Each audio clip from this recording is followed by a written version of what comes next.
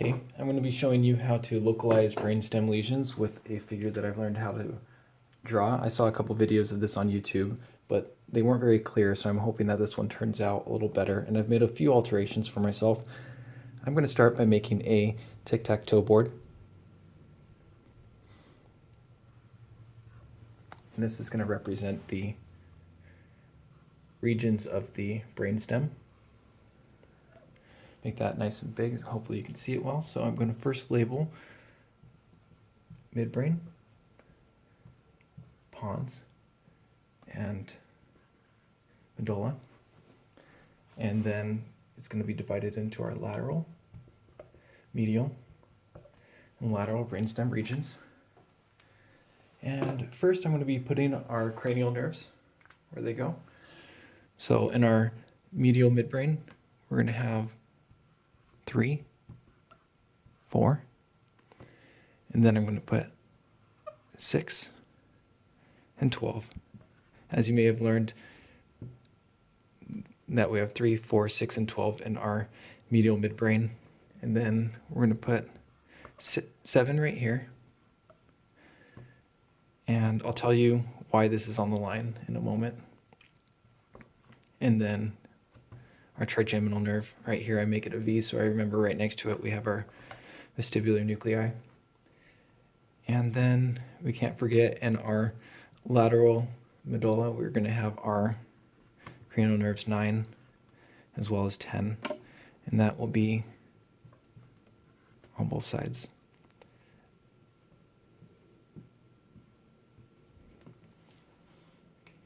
All right, and a couple more important structures that I would like to add is our middle cerebellar peduncle. So I'm going to put that right here, and our inferior cerebellar peduncle, so we don't forget where those are. And those will be on both sides.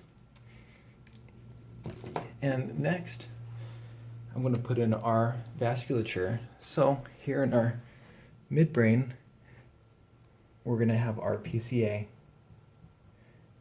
and I'll put a box around it so we can see it better, and that goes right across.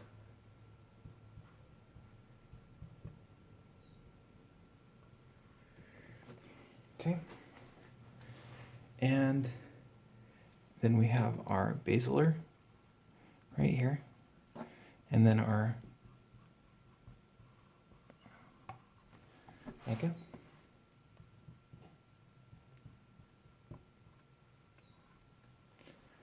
And down here in our medulla, we're going to have our pica in our lateral medulla.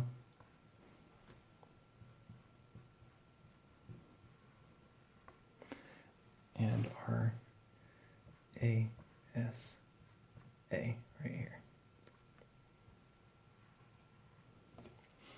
All right, and so there's one more thing I'd like to add that I think is important. So in our lateral brainstem, we're going to have 2 important tracks. So one is going to be our sympathetic tract, and then our spinal thalamic tract.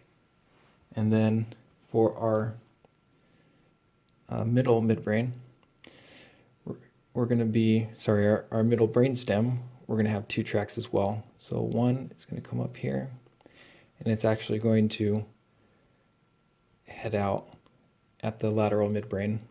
And this is going to be our medial lemniscus. And our second track coming up here, it's going to head right on through. And that is going to be our cortical spinal tract. Okay, so now that you've got this, I'm going to explain to you how you can use this. So if you receive a test question, and usually they're not quite this simple, that tells you that for instance, the pica is occluded, then you just need to look at the related structures that are within the square. So if we have an occluded pica, and say we're looking at this pretending this is the brainstem in the anatomical position. So this will be our right side and this is our left side. So we have our left pica is occluded.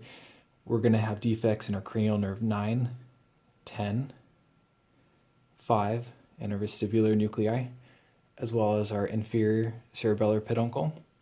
And we're also going to have loss of perfusion to our ST tract and our sympathetic tract. Now, if we were to get an occlusion of our ASA, then we just need to look at what's in the box here. We have our cranial nerve 12, as well as our cortical spinal tract and our medial lemniscus right here. So all of those structures are going to be affected. Now, if we receive a test question that tells us that somebody has a facial nerve palsy and as well as they're having trouble chewing their food on one side and they have trouble with their balance, we're going to localize that to our cranial nerve 7, 5, and our vestibular nucleus. And if it asks us, what other deficits are we going to have, we can look towards our tracts we have here, our ST tract. So they're going to be having issues with sensation in our sympathetic tract as well. And that may lead us to believe that they have a Horner syndrome or some variant. And so, that's it in a nutshell. Hopefully this is helpful for you and can help you get at least 90% of the brainstem lesion questions on your upcoming exam. Thanks.